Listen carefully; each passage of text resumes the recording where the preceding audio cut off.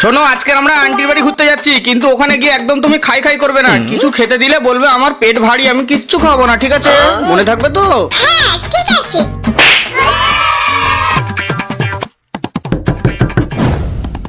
আরে তোমরা এসো এসো।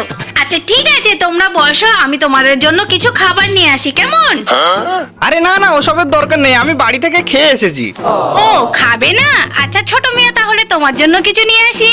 হ্যাঁ হ্যাঁ, তোমার যা পছন্দ নিয়ে এসো। আচ্ছা ঠিক আছে, তোমরা বসো।